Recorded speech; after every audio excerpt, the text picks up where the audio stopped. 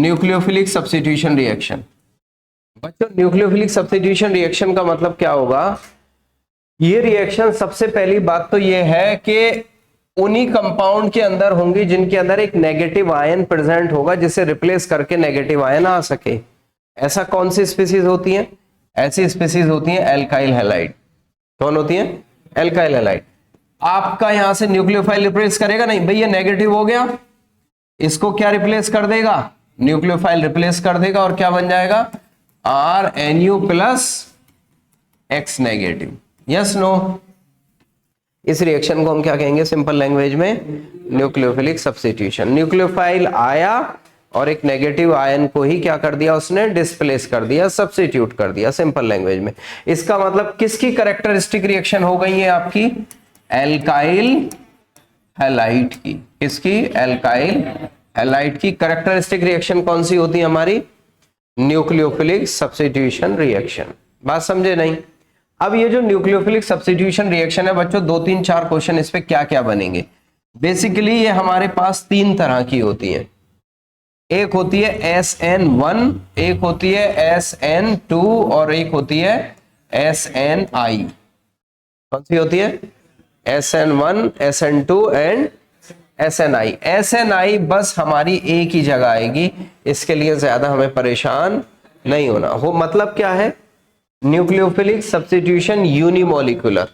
कैसा है nucleophilic substitution? Unimolecular. और ये कैसा है न्यूक्लियोफिलिक सब्स्टिट्यूशन? बाइमोलिकुलर। अच्छा, और ये कैसा है? Nucleophilic substitution intramolecular. कैसा है ये? इंट्रामोलिकुलर। बात समझ में आई नहीं?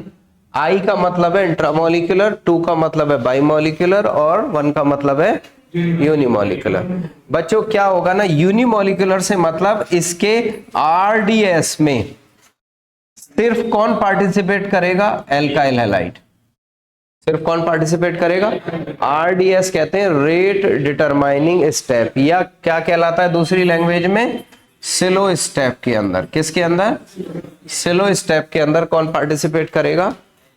Alkyl halide. बाई का मतलब क्या हो गया? 2, यानी इसके RDS में कौन पार्टिसिपेट करेगा? Alkyl halide and nucleophile as well, दोनों पार्टिसिपेट करेंगे।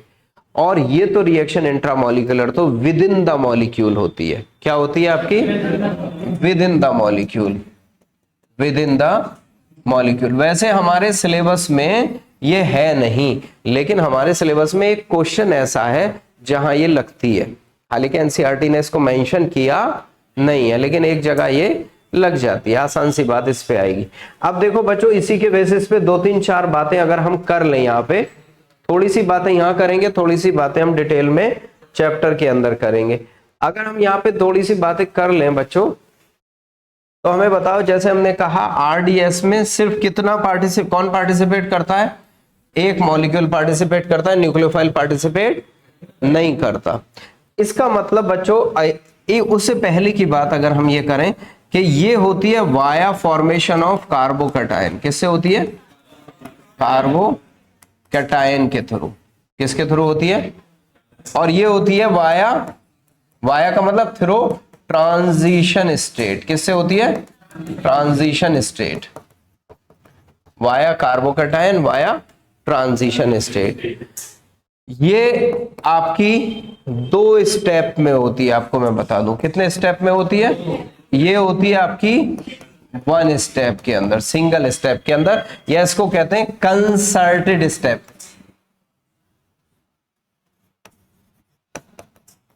कैसी स्टेप है आपकी? कंसर्टेड स्टेप के अंदर ये रिएक्शन हमारी हो जाती है, यानी एक ही स्टेप के अंदर क्या होगा? कंप्लीट हो जाएगी आपकी। बात समझ में आती है नहीं? ये किस में कंप्लीट होगी? 2 स्टेप पे। आपसे पूछे कि बताइए एक रिएक्शन प्रोफाइल हमको ये दिया गया है, मैं आपसे 4 रिएक्शन प्रोफाइल आपको दे रहा हूं, आपको बताना है इनमें से SN1 कौन है और SN2 कौन है। इधर किसकी बात कर लें हम? Potential energy. और इधर किसकी बात कर लें हम? रिएक्शन कोऑर्डिनेट की बात कर लें। ठीक है, ऐसे इधर, ऐसे इधर, ऐसे इधर और ऐसे इधर। ये हो जाएगा आपका रिएक्शन कोऑर्डिनेट और वो हो जाएगा आपका पोटेंशियल एनर्जी। मैं आपको ग्राफ बना रहा हूं, कुछ ग्राफ कैसे बनाए आप,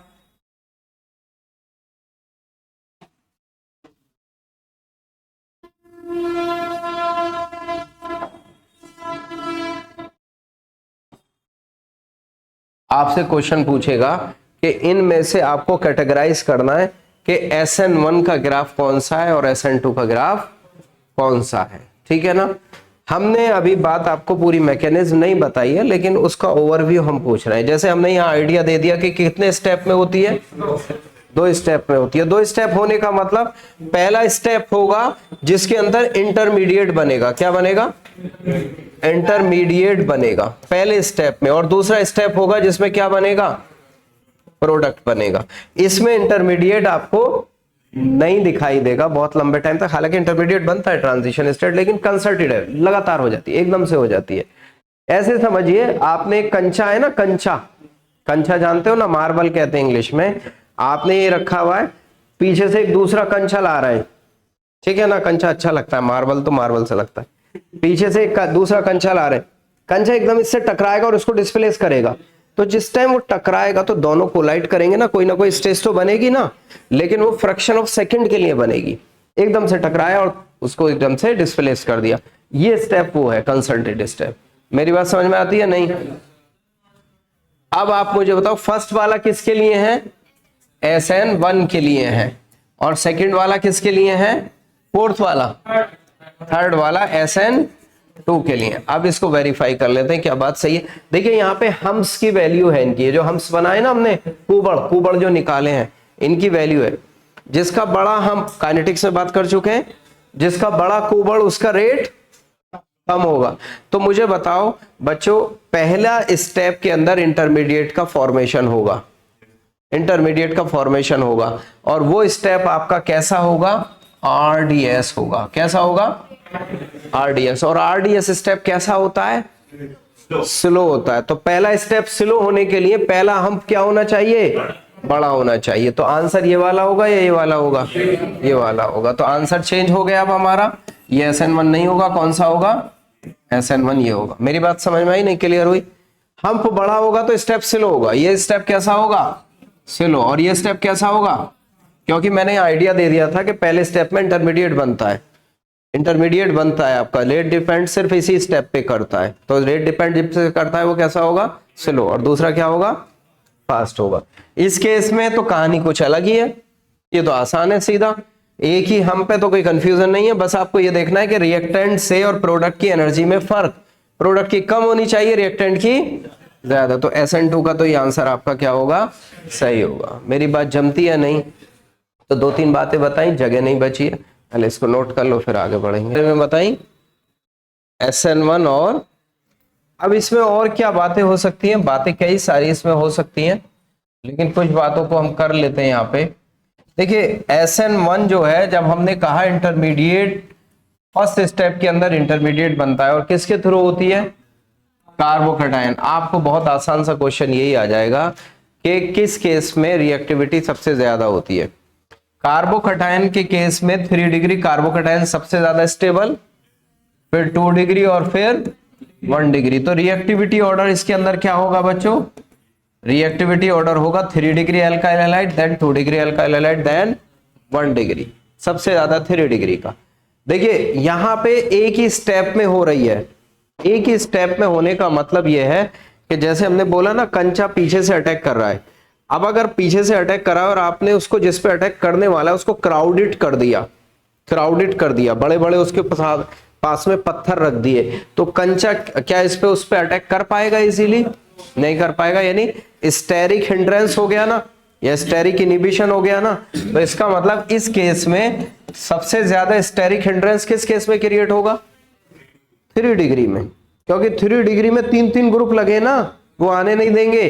तो इसका मतलब इसमें रिएक्टिविटी ऑर्डर क्या हो गया, 1 डिग्री, 2 डिग्री और 3 डिग्री रिएक्टिविटी ऑर्डर होगा एल्काइल हैलाइड का। SN2 के केस में 1 डिग्री, 2 डिग्री और 3 डिग्री।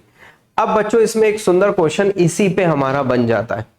कुछ कंपाउंड ऐसे हैं जो 1 डिग्री भी देंगे, जो आपका SN1 भी देंगे और SN2 भी देंगे, उस पर एक क्वेश्चन आपको पूछा जा सकता है, बल्कि बड़ा अच्छा क्वेश्चन इस पे प्रीवियस ईयर में आ भी चुका है। मान लो अगर मैं आपसे कहूं, क्वेश्चन की फॉर्म में मैं आपको दे रहा हूं, मैंने आपको ये ले लिया मिथाइल मिथाइल मिथाइल और यहां लगा दिया हमने X, ठीक है, हमने लगा दिया ऐसा कंपाउंड बना दिया CH2 डबल बॉन्ड CHO या इस पे CH2X, ये कंपाउंड बना दिया हमने। तीसरा कंपाउंड हमने क्या ले लिया सुभान, CH3O CH2X, क्या ले लिया, ऐसा ले लिया। चौथा क्या ले लिया हमने, CH3O, वो तो ले चुके हम, CH3NH CH2X, ठीक है, एक ये ले लिया। एक कंपाउंड हमने ये ले लिया CH2X, बात समझे नहीं, एक कंपाउंड हमने ये ले लिया X, एक कंपाउंड हमने ले लिया CH2CHX, बात जम रही है आपकी नहीं, ठीक है। ये कंपाउंड हमने कुछ ऐसे कंपाउंड, या एक कंपाउंड ये ले लिया हमने CH3X, ये एक कंपाउंड और ले लें आपके मन से CH3 का होल ट्वाइस CHX, एक और ले लें, ठीक है, काफी है इतने। हाँ, क्यों लिया है हमने, देखो इससे क्वेश्चन आपका सॉल्व हो जाएगा। इसमें आपसे सवाल ये किया जाएगा कि इनमें से कौन से ऐसे कंपाउंड है जो SN1 और SN2 दोनों दे सकते हैं, कौन से ऐसे कंपाउंड है जो प्योरली SN1 देंगे, कौन से ऐसे कंपाउंड है जो प्योरली SN2। तो याद रखना 1 डिग्री 2 डिग्री 3 डिग्री में से 1 डिग्री प्योरली क्या देगा, SN1 देगा आपका, SN2 देगा। 1 क्यों लिख दिया भाई आपने इस पे, SN2 दे, 1 डिग्री SN2 देगा, 3 डिग्री प्योरली SN1 देगा, 3 डिग्री प्योरली SN1 देगा, 2 डिग्री SN1 भी दे सकता है और SN2। अब जिसमें जितना स्टेबल कार्बोकैटायन बनेगा वो SN1 देगा, या ऐसे कंपाउंड जिनमें हेट्रो एटम्स हो अल्फा कार्बन पे, मेरी बात सुन रहे हो, हेट्रो एटम्स हो अल्फा कार्बन पे या अनसैचुरेशन हो अल्फा कार्बन पे, वो SN1 भी दे सकते हैं और SN2 भी दे सकते हैं। बात समझ में आई नहीं? तो अगर आप इसमें से चेक करो तो ये कौन सा डिग्री हो गया, प्योरली क्या देगा, SN1, प्योरली SN1, SN2 नहीं देगा। ये आपका अल्फा कार्बन और ये बीटा, बीटा पे अनसैचुरेशन है, ठीक है ना, बीटा पे अनसैचुरेशन है, ये कंपाउंड आपका कैसा देगा, देखिए हटाओगे तो कार्बोकैटायन तो बहुत स्टेबल बनेगा, लेकिन साथ में SN2 भी देता है, SN1 एंड SN2 बोथ दोनों दे सकता है। अल्फा कार्बन पे अगर हेट्रो एटम्स हैं तो कौन सा देगा, SN1 and SN2 both. Hetero atoms में या तो ऑक्सीजन हो सकता है, नाइट्रोजन हो सकता है, सल्फर हो सकता है, यही हो सकते हैं आपके, ये भी हेट्रो एटम्स हैं तो क्या होगा, SN1 एंड SN2 बोथ। ये वाला, यही वाला हो गया ना, ये एलाइलिक हो गया, बेंजाइलिक हो गया, तो SN1 भी दे सकता है ये एंड SN2 भी दे सकता है। बात समझ में आई नहीं? इस केस में देखिए यहां पे आपका हेलोजन के ऊपर डबल लोन पेयर है, lone pair single bond double bond, ऐसे पोलरिटी डेवलप करेंगे ना, रेजोनेंस में जाएगा, तो इसकी वजह से बच्चों इसके ऊपर partial double bond character develop हो जाएगा। कैसा डेवलप हो जाएगा, पार्शियल डबल। तो नॉर्मल कंडीशन में ना ये SN1 देगा ना SN2, नॉर्मल कंडीशन में वो कुछ नहीं देता, तो ये ना SN1 की कैटेगरी में डालेंगे अभी, ना SN2 की कैटेगरी में डालेंगे। इस केस में भी लोन पेयर है कि नहीं, ये आप चला गया, ये यहां पे चला गया नेक्स्ट पोजीशन पे, तो पार्शियल डबल बॉन्ड आ गया नहीं आ गया, कौन सा कंपाउंड है, ये तो बेंजाइल, ये तो फिनाइल हैलाइड है, निक्लोरोबेंजीन ब्रोमोबेंजीन। ये वाला कंपाउंड कौन सा कहलाता है आपका, एलाइल नहीं, ये कौन सा कहलाता है, CH2 negative CH double bond X positive, इसको कहते हैं विनाइल। क्या कहते हैं, तो विनाइल भी आपकी ना SN1 देगा ना SN2, कोई सी भी रिएक्शन परफॉर्म नहीं करेगा। मेरी बात समझ में आई नहीं? क्वेश्चन आपसे कहेगा least reactive towards nucleophilic substitution reaction, या तो फिनाइल या विनाइल। बात समझ में आती है नहीं? कई वैरायटी के क्वेश्चन इससे हमारे SN1 SN2 पे बन सकते हैं। क्लियर? नोट कर डालो इसको। सुंदर क्वेश्चन बनेगा बच्चों इस पे। हाँ नीचे 2 रह गए। हाँ यस गुड, बहुत सुंदर। ये कितना है? 1 डिग्री है। 1 डिग्री क्या देगा ये? SN2 देगा, सिर्फ SN2 देगा। ये 2 डिग्री है, ये SN1 भी दे सकता है और SN2 भी दे सकता है। मेरी बात जमी नहीं? अब सारे हो गए, ठीक है। मैंने एक वो है वृंदावन में, वृंदावन देखा है ना आपने? हाँ नहीं, वो उनका नाम है क्या? प्रेमानंद। गुड, एक्सीलेंट, बहुत सुंदर। हाँ नहीं नहीं, वैसा बाबा नहीं, वैसे नहीं। प्रेमा वो जो है वो थोड़े से बाल बड़े हैं और दाढ़ी भी बड़ी है, दोनों किडनी फेल है। ऐसा नहीं सुना मैंने, खुद बताया। अच्छा ऐसा है? उनका मैंने सुना दिनचर्या बता रहे थे, अपनी दिनचर्या कह रहे थे 8 से 12 मैं सोता हूं, 8 से 12, और 12 के बाद जो है उनकी गतिविधियां शुरू होती हैं। 2 बजे उनका रोड शो होता है वहां पे वृंदावन में, रात को 2 बजे। हाँ 2 बजे करते हैं वो। हाँ तो वो होता है, रोड शो होता है। तो अब वीडियो आ जाती है, बहुत सारी बातें अच्छी हैं, नो डाउट, इसमें कोई शक नहीं है कि बहुत सारी बातें उसमें बड़ी सुंदर हैं। वृंदावन में गया हूं, मैं गया हूं, एक दिन रहा हूं पूरा वहां पे। और वहां पे मुझे ना मेरे साथ क्या हादसा हुआ, मैंने आपको पहले भी बताया था। हा? क्या बोले? हाँ नहीं, सुन लो पहले बात, ठीक है। वहां पे मेरे साथ हादसा हुआ था वृंदावन में।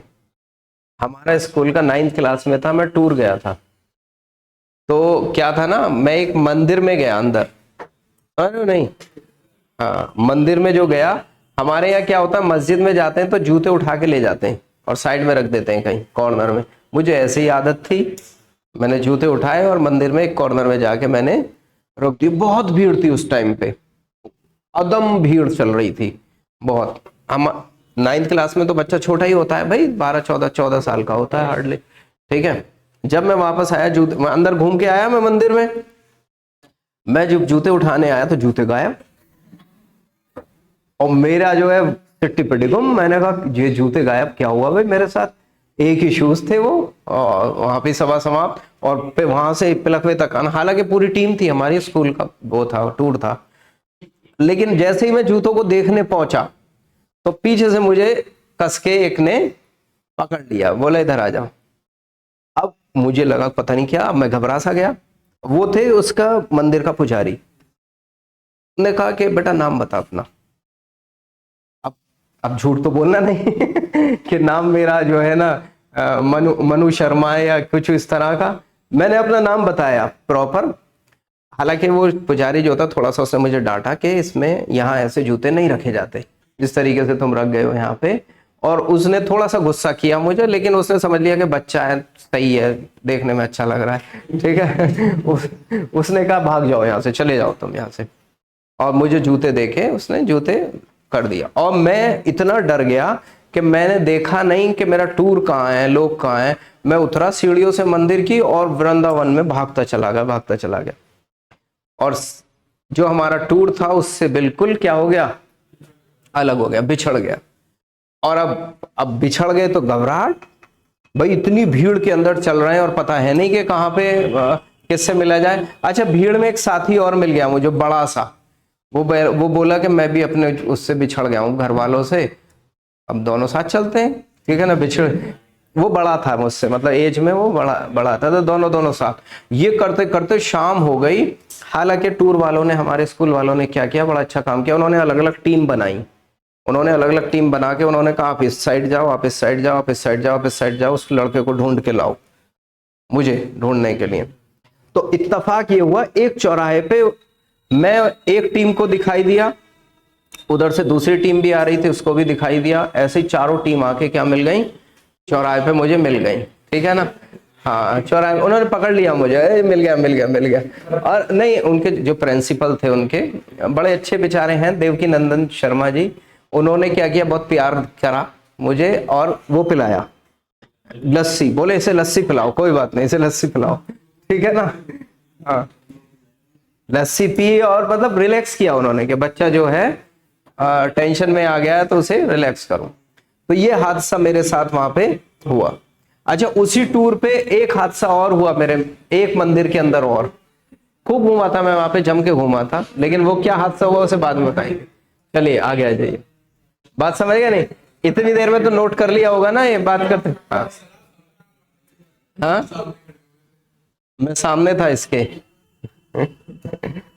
ठीक है। हाँ ठीक है।